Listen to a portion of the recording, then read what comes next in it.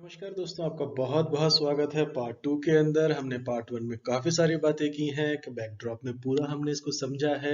उस वक़्त का जो पीरियड था 1930s के बाद का, उस तरीके से जो रेलिवेंस है आज तक क्यों है, रिसेशन में किस तरीके से ओबामा पॉलिसी थी, इन पर सब पे हमने विस्तृत बात की है। किस तरीके से केन्स ने पिग्यूइन इकोनॉमिक्स को धराशायी किया था, एक तरीके से काफ़ी डिसमेंटल किया था, काफ़ी बड़ा क्रिटिक किया था। उसके बाद उन्होंने एक तरह से एक छत्र राज किया। फिर 1960s में स्टैगफ्लेशन आ गया, उसको वो एक्सप्लेन नहीं कर पाए। फिलिप क्रिप्स था वो औंधे मुंह गिर गया। उसके बाद रॉबर्ट लुकस ने जिस तरीके से केन्सियंस की धज्जियां उड़ाई हैं, उसके बाद मिल्टन फ्रीडमैन आ गए। तो जिस तरीके से ये सारी चीज़ें हुई हैं, उसके बाद नियो केन्सियंस आ गए। तो ये सब चलता रहा, इस पर हमने बहुत विस्तृत डिटेल से बात की है।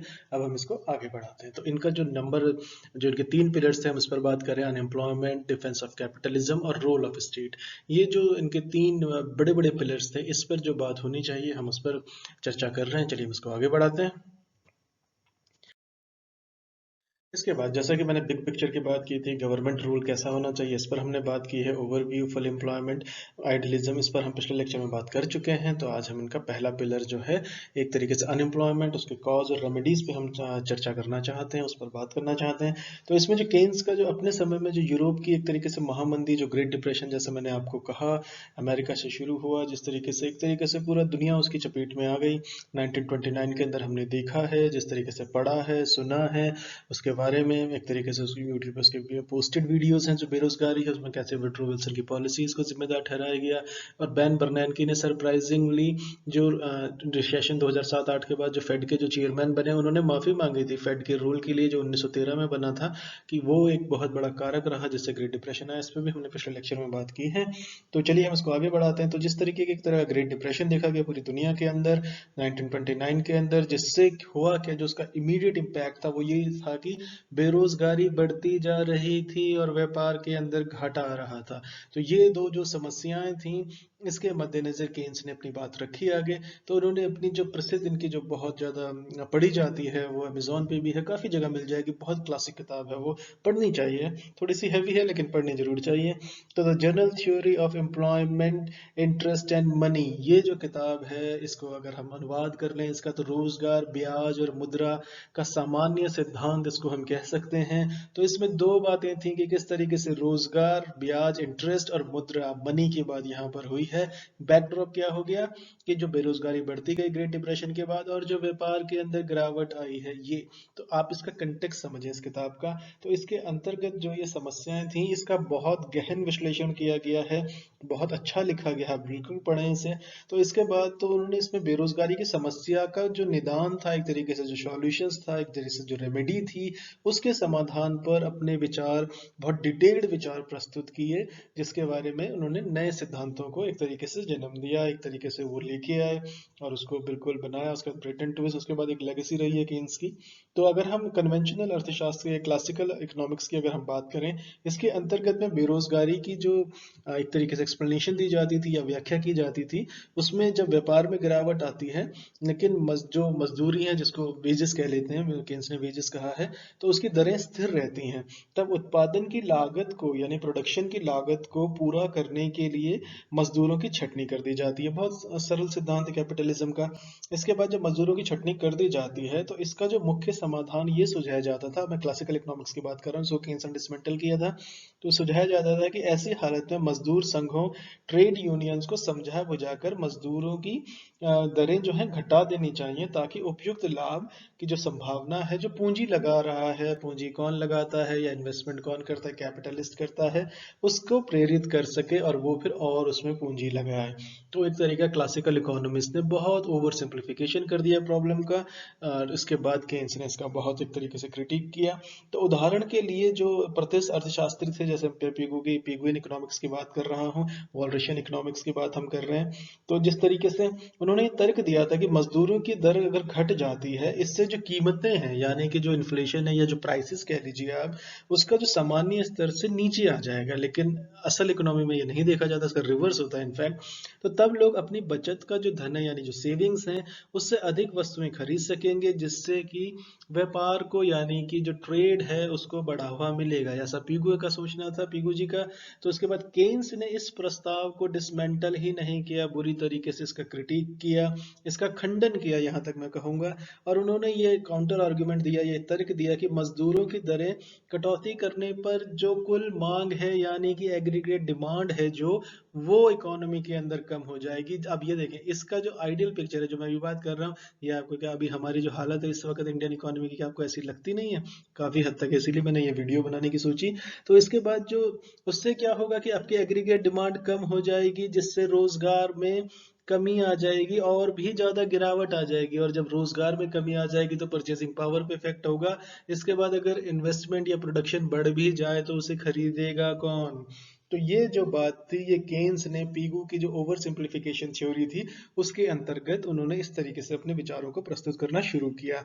तो इसमें जो केन्स ने एक तरीके से दावा किया, उन्होंने बहुत पुख्ता दावा किया था कि जो कुल मांग है या जो जिस तरीके से इकोनॉमी के अंदर या अर्थव्यवस्था के अंदर जो उत्तेजित करती है, तो अर्थव्यवस्था को दृढ़ करने के लिए या मजबूत करने के लिए सरकार को ऐसी गौर से सुनिए, सरकार को ऐसी नीतियां अपनानी चाहिए। कैपिटलिस्ट सोसाइटीज के अंदर हो रहा है सब। मजे की बात यह है कि जो इस तरह की जो नीतियां, सरकार को ऐसी नीतियां अपनानी चाहिए जिससे कुल मांग को बढ़ाया जा सके, जो आज हर इकोनॉमिस्ट कह रहा है, लेकिन हमारी सरकार उसे नहीं सुन रही है या अनदेखा कर रही है। यानी कि सरकार ऐसी नीतियां लेके आए जब अर्थव्यवस्था की हालत ऐसी हो जाए। तो ये कोई नई बात नहीं कह रहे, इकोनॉमिस्ट केन्स ऐसा कह के जा चुके हैं आज से 100 साल पहले। तो उसके तहत जो मांग बढ़ाई जा सके, उदाहरण क्या, मैं आपको एग्जांपल से बताता हूँ कि सरकार जो है सार्वजनिक निर्माण यानी पब्लिक वर्क, जो मनरेगा ने जिस तरीके से सपोर्ट किया है, तो आप इसका पैरेलल ड्रॉ देखें जरा कि कितनी सिमिलैरिटी है 100 साल के बाद भी। तो उसमें जो धन्य व्यय होगा, जो उसमें गवर्नमेंट एक्सपेंडिचर करेगी, उससे लोगों को रोजगार मिलेगा। इस तरह केन्स ने एक तरीके का क्लासिकल लिबरलिज्म से जुड़ी हुई, जो क्लासिकल लिबरलिज्म की जो जो उसको कहते हैं बहुत स्ट्रॉन्ग सोच थी, उससे जो लेजर फेयर का विरोध किया उन्होंने एक तरीके से। हस्तक्षेप नीति जो लेजर फेयर इकोनॉमिक्स के जो प्रचलन में थी उस वक्त, इसका विरोध करते हुए अर्थव्यवस्था के अंदर, यानी फिर से आप देखिए स्क्रीन पर, गवर्नमेंट का रोल अर्थशास्त्र के अंदर, उसका सकारात्मक या पॉजिटिव रोल का इंटरवेंशन का समर्थन किया, जिसको इसी चीज को उठा के ओबामा जी ने 900 बिलियन 600 बिलियन का, उसके बाद 300 बिलियन और इस तरह के बेल आउट पैकेजेस दिए। और अभी भी जिस तरीके से डोनाल्ड ट्रंप ने 32,000 जॉब्स को बचाने के लिए senate, Congress, white house administration सब लगे पड़े हैं। तो बेसिकली जब उनकी यहाँ जब इस तरह क्राइसिस आता है तो जो उनका जो कन्वेंशनल ज्ञान है उसको वो साइड पे रख देते हैं और जो किया जाना चाहिए वो करते हैं। लेकिन हमारे यहाँ जब ऐसा क्राइसिस आता है, no no no, strict word, ना वर्ल्ड बैंक हमें करने देगा, ना WTO करने देगा, ना हमारी सरकार ने, फिस्कल डेफिसिट बढ़ जाएगा। जबकि अब जोसेफ स्टिग्लिच को पढ़े, पॉल क्रुगमन को पढ़े, दोनों नोबेल विनर है, इन्होंने कहा है कि 2 से 2.5%, 1.5 से 2% जो आपका फिजिकल डेफिसिट तो रहेगा, क्योंकि गवर्नमेंट तो बिजनेस के जो बिजनेस के अंदर है वो तो घाटे का है कन्वेंशनली। लेकिन ये बात हम समझेंगे नहीं जब तक इकोनॉमी को हम पूरी तरह से धराशायी नहीं कर देंगे। लेकिन सॉल्यूशन यही है। तो आप देखेंगे केन्स ने जो उस वक्त कहा था, अगर हम आज उसे कर दें थोड़ा सा भी, तो उसमें जो है कि अर्थव्यवस्था के रिवाइवल की उम्मीद वही है। इसके बाद हम केन्स की बात आगे बढ़ाते हैं अनएम्प्लॉयमेंट में।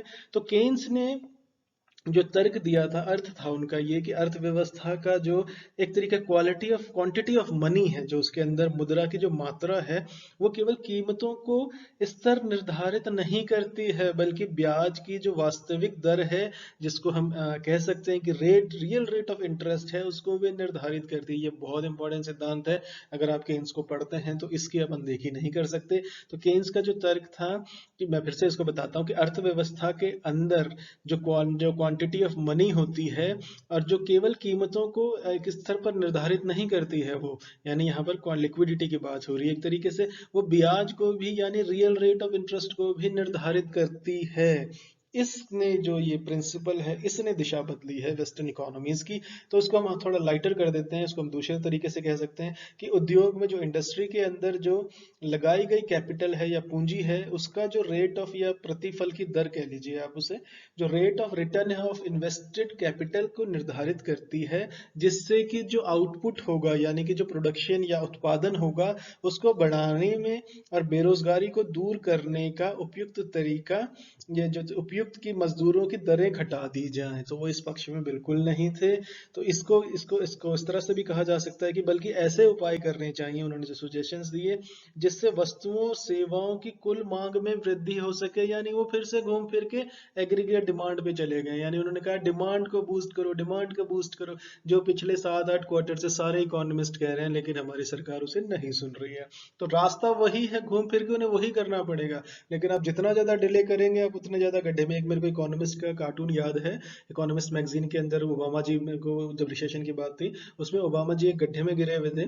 उसके बाद वो गड्ढे से बाहर निकलने के उसमें लिख रहे थे I want to get out of this, तो वो गड्ढे को उल्टा खोदने लगे अपनी पॉलिसी से। तो ये एक तरीके का बहुत कुछ कहता है ये कार्टून, कि आप ये देखें कि जो अगर आपको जिस चीज से निकलना है आप उसी के उल्टी डायरेक्शन में आप एफर्ट किए जा रहे हैं। तो सेम हमारी इकोनॉमी के अंदर हो रहा है। जैसे चीफ इकोनॉमिक एडवाइजर जो है ना 2 साल से ग्रीन शूट दिख रहा है, उनकी टेबल पे कोई बीज पड़ा हुआ है, उसमें कुछ नहीं होने वाला, उन्हें समझाई है। तो इसको खैर हम आगे बढ़ाते हैं। तो जो रेट ऑफ इंटरेस्ट है, जो rate of return of capital है, तो आउटपुट को बढ़ाने में बेरोजगारी को दूर करने का उपयुक्त तरीका ये नहीं है कि मजदूरों की जो वेजेस हैं उसे कम कर दिया जाए, बल्कि ऐसे उपाय करने चाहिए जिससे वस्तुओं की और सर्विसेज की यानी रोजगार को बढ़ावा मिले।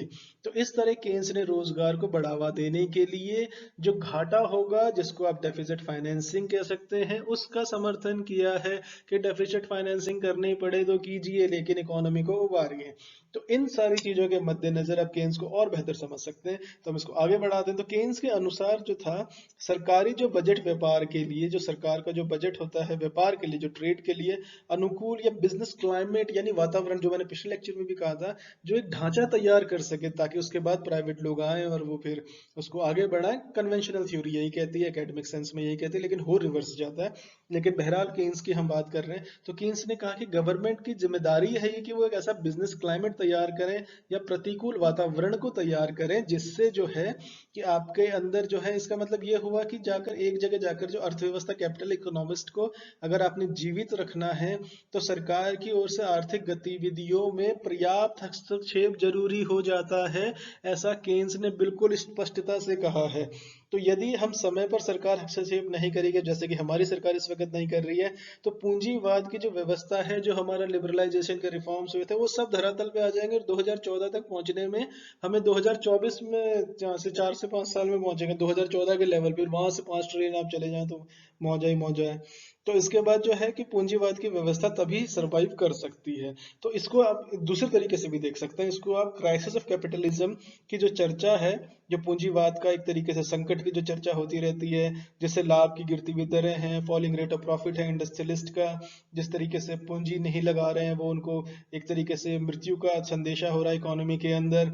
तो जो लाभ, जो फॉलिंग रेट ऑफ प्रॉफिट है, जिस तरीके से एक मिक्स्ड इकोनॉमी का, तो केन्स की बात अगर हम यहाँ पे करें तो केन्स ने मिक्स्ड इकोनॉमी में इंटरवेंशन के सैद्धांतिक आधार को प्रस्तुत किया, जिसको शायद नेहरू जी ने बहुत अच्छे से समझा, मिक्स्ड इकोनॉमी को लेके आ गए वो।